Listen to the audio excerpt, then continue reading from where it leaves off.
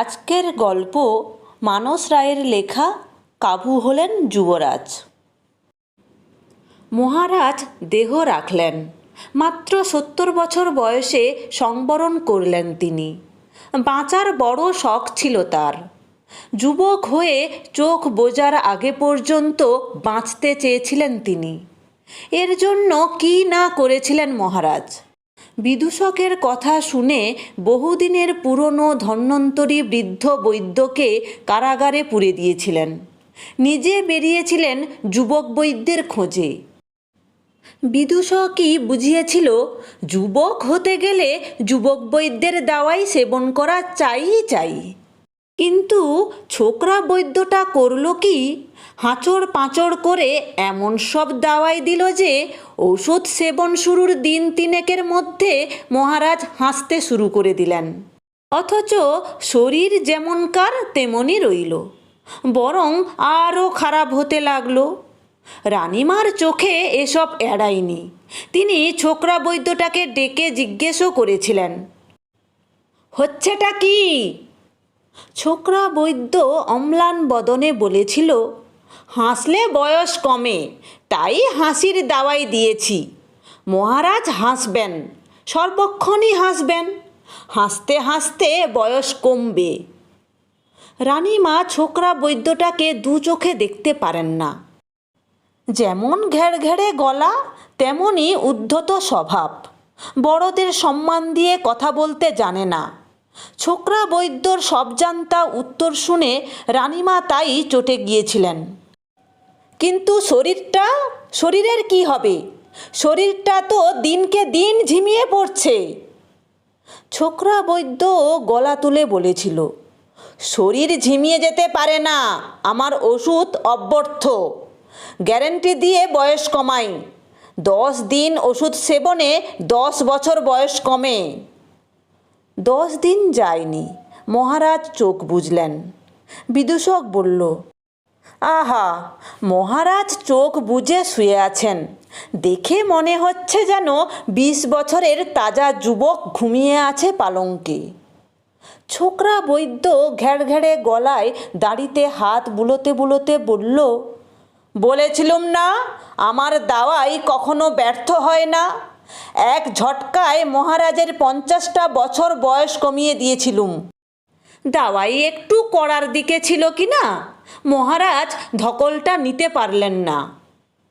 পাশ থেকে কে যেন বলে উঠল, অমন ওষুধ দেওয়ার দরকারটা কি? ছোকরা বৈদ্য কড়া চোখে ভিড়ের দিকে চাইল। কাউকে তেমন নজরে পড়ল না। বাঁকা কথাটা বলে কেউ একজন ভিড়ে গা ঢাকা দিয়েছে।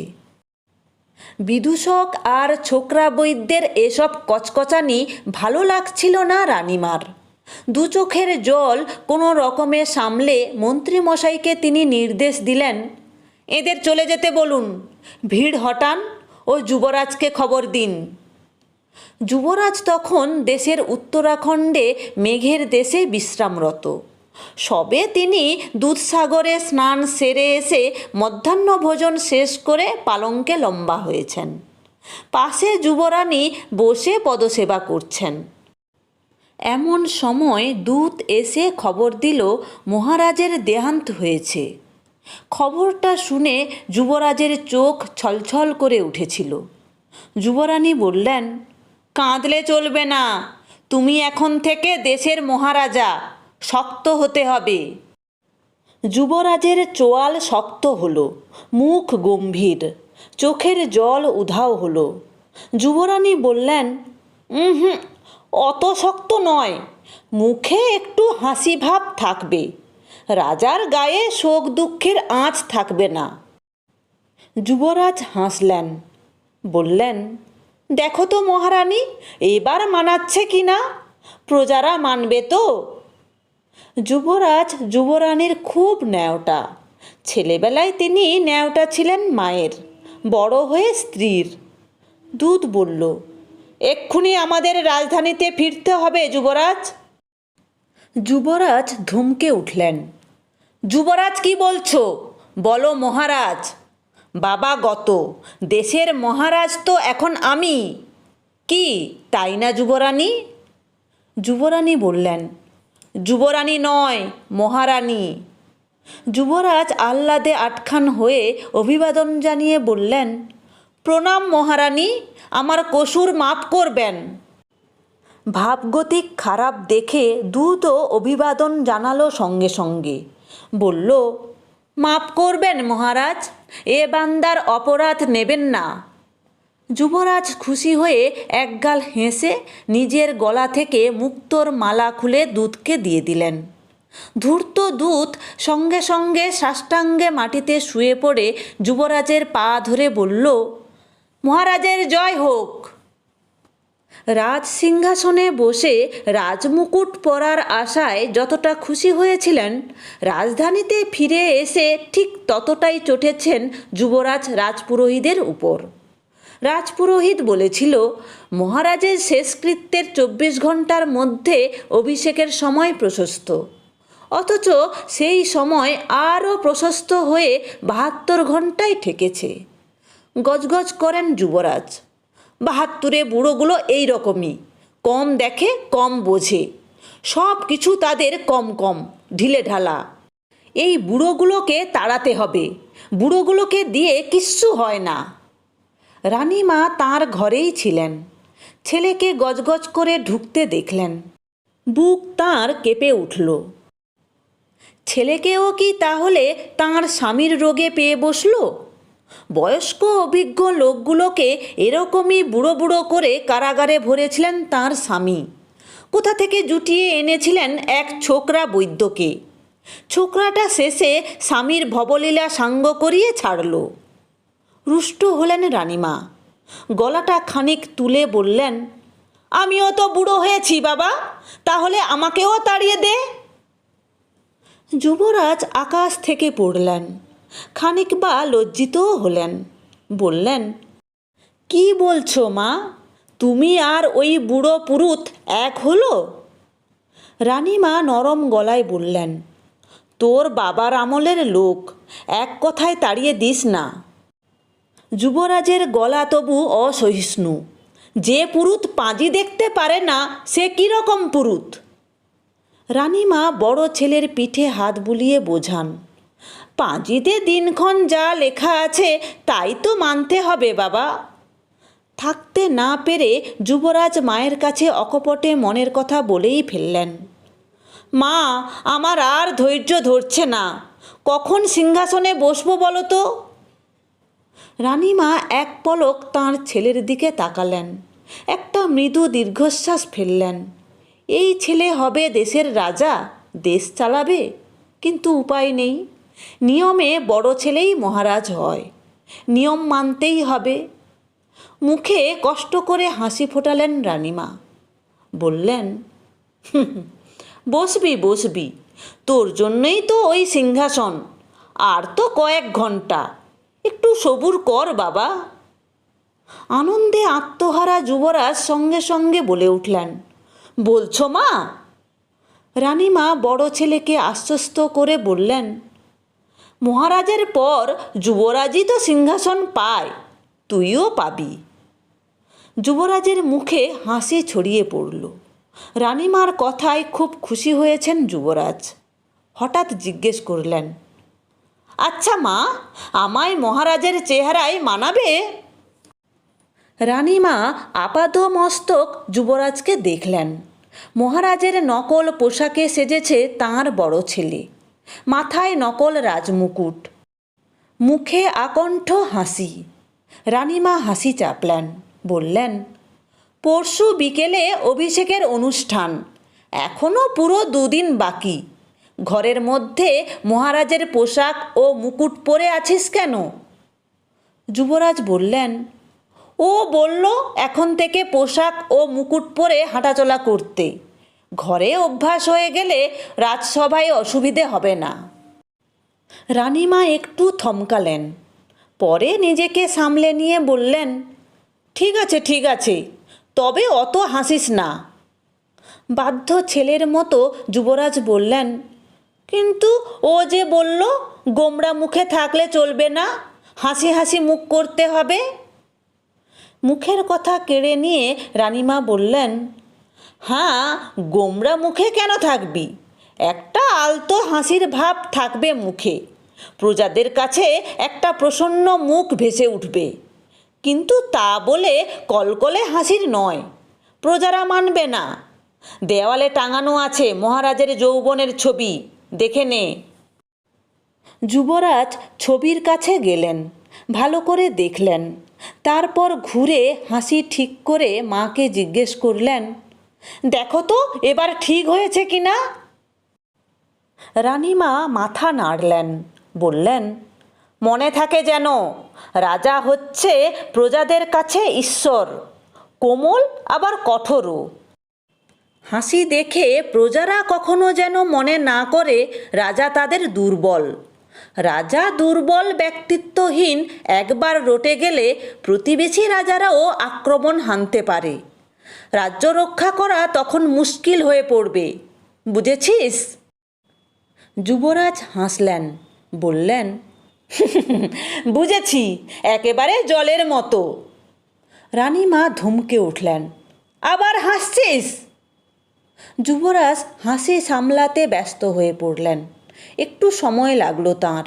তারপর হঠাৎ বলে উঠলেন, মা, পরশু অভিষেকের অনুষ্ঠান শেষ হওয়ার পর দেশের নতুন রাজা যে ভাষণ দেয় দেশবাসীর উদ্দেশ্যে, সেটা মুখস্থ করে ফেলেছি, শুনবে? রানীমার ভ্রু কুঞ্চিত হলো, কিঞ্চিত গম্ভীর তিনি। বললেন, বলো শুনি। যুবরাজ দারুণ উৎসাহে বলতে শুরু করলেন, প্রিয় দেশবাসী, প্রজা, ভাই ও বোনগণ এবং উপস্থিত মহাপরাক্রমশালী রাজন্যবর্গ, আমি রাজা হলাম। খুব খুশি হয়েছি। আশা করি আপনারাও খুশি হয়েছেন। যারা খুশি হননি তারা কোনো লজ্জা না করে আমাকে অকপটে বলুন, কোনো ভয় নেই। তাদের সঙ্গে আমার যুদ্ধ পাওনা রইল। আর প্রজারা, যারা আমার রাজা হওয়াতে খুশি হওনি, তারাও নির্ভয়ে সে কথা আমায় বলো। আমি রাতের অন্ধকারে তাদের বাড়ি জ্বালিয়ে দেওয়ার ব্যবস্থা করব। তবে রানীমা বাধা দিয়ে বললেন, থাক থাক, কে লিখেছে ভাষণটা? যুবরাজ খুশি খুশি স্বরে বললেন, ও, দেশের যুবরানী। কেমন হয়েছে মা? রানীমা ভালো মন্দেই গেলেন না, শুধু জিজ্ঞেস করলেন, কেন, মন্ত্রীমশাই নেই? যুবরাজ মুখ ভেঙচে বললেন, মন্ত্রীমশাই বুড়ো, বড্ড সেকেলে, ভাষণে ভারী ভারী শব্দ বসিয়ে দেবে। রানীমা বিরক্ত, বললেন, তা হোক, এদেশে এটাই নিয়ম। মন্ত্রীমশাই অভিষেক অন্তরে ভাষণ তৈরি করে দেবেন, নতুন রাজা সেটা পড়বেন। যুবরাজ মিইয়ে গেলেন, জিজ্ঞেস করলেন, ওর লেখা ভাষণটা পছন্দ হয়নি মা? রানীমা বললেন, দেশ চালাতে গেলে নিজের পছন্দ অপছন্দকে মূল্য দিলে চলে না। তুমি এখন যাও, আমি মন্ত্রীমশাইকে ডেকে পাঠাচ্ছি। যুবরাজ মনক্ষুণ্ণ, কিন্তু মহারানী বলেছেন এসব চলবে না, অতএব চলবেই না। যুবরাজ মায়ের মুখের উপর কথা বলতে পারেন না, স্ত্রীর মুখের উপর তো নয়ই। আসলে যুবরাজ হলেন জলের মতো, যে পাত্রে ঢালো সেই পাত্রের আকার নেবে। যখন যে সামনে থাকবে তখন তার কথা মতো চলবেন যুবরাজ। কাউকে না বলতে পারেন না তিনি, এই হয়েছে জ্বালা। এখন ঘরে গিয়ে যুবরানীকে কি বলবেন যুবরাজ? পরের দিন অভিষেক অনুষ্ঠান শুরু হলো। হৈ হৈ কাণ্ড। রাজসভাগৃহের বাহিরে উন্মুক্ত প্রাঙ্গণে বিশাল এক সামিয়ানা টাঙানো হয়েছে। রানীমার নির্দেশে কারাগার খালি করে সবাইকে মুক্তি দেওয়া হয়েছে। সারা দেশ জুড়ে 108 জন ডাকসাইটে পুরোহিত আনা হয়েছে। জোগাড় করা হয়েছে 108 মণ বিশুদ্ধ ঘি, 108 মণ শ্বেতচন্দন কাঠ, দানের জন্য 108টা দুধেলা গাভী। আমন্ত্রিত রাজা মহারাজাদের উপহার দেওয়ার জন্য 108টা তেজি ঘোড়া ও 108 ভরি ঝিনুক ভাঙা টাটকা হিরে। অনুষ্ঠান প্রাঙ্গণে যুবরাজ প্রবেশ করলেন। রাজপ্রাসাদ থেকে অনুষ্ঠান প্রাঙ্গণ, গোটা পথটা গোলাপ ফুল দিয়ে মুড়ে দেওয়া হয়েছে। পথের দুপাশে পুরো নারীরা আতর জল ছিটোচ্ছে আর পুষ্পবৃষ্টি করছে। 108টা শাঁখ বাজছে, উলুধ্বনি দেওয়া হচ্ছে। 108 জন সেনা শিঙা ফুঁকে যুবরাজকে সাদর অভ্যর্থনা জানালো। 108টা সাদা পায়রা আকাশে উড়িয়ে দেওয়া হলো। স্বর্ণ সিংহাসনে এসে বসলেন যুবরাজ। যুবরাজের মুখে সেই হাসি, যে হাসিটা রানীমা দাঁত খুলে হাসতে বারণ করেছিলেন। তার পরনে সোনার কাজ করা মখমলের লাল পোশাক, মাথায় সবুজ উষ্ণীয়, পায়ে বাঘের চামড়ার হলুদ ডোরাকাটা নাগরাই জুতো, থুতনিতে যত্নলালিত কেশরাজি, হাতে একখানি সুদৃশ্য চামড়া বাঁধানো পুস্তক। এটা যুবরানীরই পরামর্শ। যুবরানী বলেছেন, তুমি যে হাতে তলোয়ার ধরো সে হাতে আবার পুস্তকও ধরো। এই পুস্তক তোমাকে রাজমহলে আলাদা সম্মান এনে দেবে। বিদ্বান সর্বত্র পূজ্যতে। কথাটা মনে ধরেছিল যুবরাজের।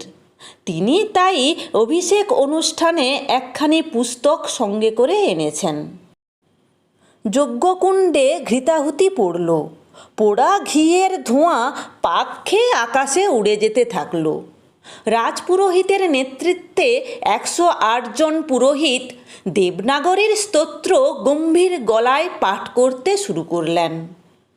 সেনানীরা আবার সিংহায় ফুঁ দিল, শাঁখ বাজল, উলুধ্বনি উঠল। যুবরাজ হঠাৎ উঠে দাঁড়ালেন। মাথার সবুজ উষ্ণীয়টা খুলে পাশে রাখলেন। পুস্তকটিকে রাখলেন স্বর্ণ সিংহাসনের চওড়া হাতলের উপর।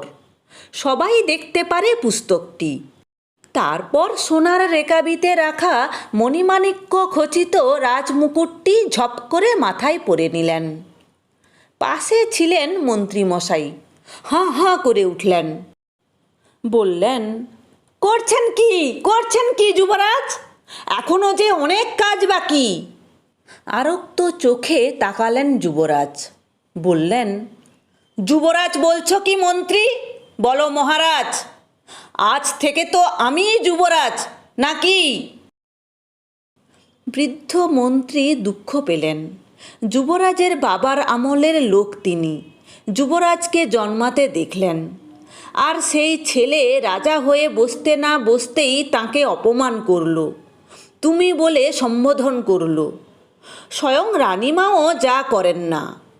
মনের দুঃখ মনেই চেপে রেখে তিনি বললেন, সে তো ঠিকই মহারাজ, সে তো ঠিকই। আমার অন্যায় হয়ে গেছে, আমি দুঃখিত। যুবরাজ মন্ত্রীর ছেঁদো কথায় গুরুত্ব না দিয়ে জিজ্ঞেস করলেন, এখনো যজ্ঞ শেষ হয়নি? আশ্চর্য, এত দেরি হচ্ছে কেন? এই বুড়ো পুরুতগুলো এনেই ভুল করেছ মন্ত্রী। মন্ত্রীমশাই ম্লান হাসলেন। তারপর ছেলে ভোলানোর মতো করে বললেন, এই তো হয়ে এলো মহারাজ। যুবরাজ জিজ্ঞেস করলেন, তাহলে কি আমি এখন রাজমুকুট খুলে ফেলবো মন্ত্রী? যজ্ঞ শেষ হলে পরব? যুবরাজের পাশে ঘুরঘুর করছিল বিদূষক। ফস করে বলে উঠল, মহাশয়, ও কাজটি করবেন না। রাজমুকুট কখনো খুলবেন না। কি দারুণ মানিয়েছে আপনাকে রাজমুকুটটি পরে মহারাজ। আমাদের প্রয়াত মহারাজকেও অত মানাতো না। যুবরাজের হাসি বিস্তৃত হলো। যুবরাজের প্রশস্ত হাসি দেখে ছোকরা বৈদ্য ঘ্যাড়ঘ্যাড়ে গলায় বলে উঠল, আমার দাওয়াই না খেয়েই এত হাসছেন মহারাজ? খেলে তো হাসি থামাবার সময়ই পাবেন না। যুবরাজ বললেন, বটে? ছোকরা বৈদ্য উৎসাহিত হয়ে বলল, একেবারে অব্যর্থ দাওয়াই মহারাজ। ওষুধ সেবন করবেন আর হাসবেন, হাসবেন আর পলে পলে আয়ু বাড়বে, অনন্ত যৌবনের অধিকারী হয়ে যাবেন মহারাজ। যুবরাজ অনন্ত যৌবনের কথায় যার পরনাই আহ্লাদিত হলেন। বললেন, কাল প্রত্যুষে তুমি আমার প্রাসাদে একবার এসো তো। প্রমাদ গুনলেন মন্ত্রীমশাই। বড় মহারাজ এই অনন্ত যৌবনের লোভে ছোকরা বৈদ্যটার পাল্লায় পড়েছিলেন। এখন এই ভোলা ভালা যুবরাজটি ওই ছোকরার খপ্পরে পড়ল শেষে। কিন্তু কী বা করেন তিনি? কিছু বলতে গেলেই যুবরাজ হয়তো তাঁকে বুড়ো বলে তাড়িয়ে দেবেন। বুড়ো হওয়াটাই এখন তাঁর একমাত্র দোষের হয়ে দাঁড়িয়েছে। দীর্ঘশ্বাস ফেলেন মন্ত্রীমশাই। মন্ত্রীমশাই তাঁর দীর্ঘশ্বাসটা পুরো ফেলেছেন কি ফেলেননি, অমনি কোথা থেকে আকাশ কালো করে এসে মেঘের দল তুমুল বৃষ্টি জুড়ে দিল। সঙ্গে এলো পাথাড়ি ঝড়। প্রবল বাতাসের দাপটে সামিয়ানা ছিঁড়ে গেল। উপহারের জন্য রাখা ঘোড়া ও গরুগুলো দড়ি ছিঁড়ে যে যার ছুট লাগালো। লোকজন পালাতে লাগলো। এক প্রলয়ঙ্কর ঝাপটায় সব ওলটপালট হয়ে গেল। বৃষ্টি যখন থামল তখন সন্ধ্যের আঁধার নেমেছে। প্রাঙ্গণ ছেড়ে রাজসভাগৃহে আশ্রয় নিয়েছেন আমন্ত্রিত রাজারা। কিন্তু নব অভিষিক্ত মহারাজ কোথায় গেলেন? তাঁর পাত্তা পাওয়া যাচ্ছে না। অন্তপুরে খোঁজ করা হলো, নেই। অনেক সময় বৃষ্টি দেখতে যুবরাজ প্রাসাদের ছাদে যান, সেখানেও নেই। তবে রানীমা চিন্তিত হয়ে পড়লেন। যুবরানীর গালে হাত উঠল। তাঁর চোখ দিয়ে টপ টপ করে জল পড়তে লাগল। বিদূষক চোখ মুখে সুর টেনে বলল, বড় ভালো ছিল আমাদের যুবরাজ গো, বড় ভালো ছিল। মন্ত্রীমশাই ধমকে উঠলেন, ছিল কি? যুবরাজ কি আমাদের ছেড়ে চলে গেছেন যে নাকি কান্না শুরু করেছ? রানীমা কঠিন স্বরে নির্দেশ দিলেন, যেখান থেকে পারো মহারাজকে খুঁজে নিয়ে এসো, যাও। যুবরাজকে অবশেষে বিদূষকই আবিষ্কার করল। পচা জলের এক বিশাল নর্দমায় হুহু করে প্রপাতের মতো জল যাচ্ছে। তারই পাশে উপুড় হয়ে পড়ে আছেন যুবরাজ। যুবরাজ কি ইহলীলা সংবরণ করেছেন? ছোকরা বৈদ্য সন্ধানী দলে ছিল। সে এগিয়ে এলো। যুবরাজকে চিৎ করে শোয়ালো সে। রূপোর প্রদীপে হীরের সলতের আলো যুবরাজের মুখে মেলে ধরা হলো। দেখা গেল যুবরাজ দু হাতে রাজমুকুটটা বুকে চেপে ধরে শুয়ে আছেন। তাঁর চোখ বোজা। নাড়ি টিপল ছোকরা বৈদ্য। বলল, মরেননি, চোখ বুজে বিশ্রাম করছেন। মন্ত্রীমশাই চোখ কুঁচকে জিজ্ঞেস করলেন, মানে? নর্দমার ধারে দেশের রাজা বিশ্রাম করছেন? ছোকরা বৈদ্য বিজ্ঞের মতো বলল, ওই হলো, অজ্ঞান হয়ে আছেন। মন্ত্রীমশাই এবার রাগ সামলাতে পারলেন না। বললেন, অজ্ঞান আর বিশ্রাম এক নাকি হে? তুমি কিসের বৈদ্য? ঘোড়ার? বিদূষকও সন্ধানী দলের সঙ্গে এসেছে। সে সঙ্গে সঙ্গে বলে উঠল, মহারাজ সম্পর্কে কি বলতে আছে? তিনি অজ্ঞান হয়ে আছেন? বলতে হয় বিশ্রাম নিচ্ছেন। এটাও জানো না বুড়ো মন্ত্রী? ছে ছে। সবাইকে চমকে দিয়ে অত তর্কাতর্কির মাঝে যুবরাজ হঠাৎ চোখ মেলে তাকালেন। তাঁর মুখের উপর হীরের সলতের আলোটা ভালোভাবে ধরা হলো। সবাই বিস্ময়ে দেখল যুবরাজ হাসছেন। তাঁর সারা মুখে হাসি অবলীলায় ঘুরে বেড়াচ্ছে। তবে হাসিটা একটু যেন মলিন।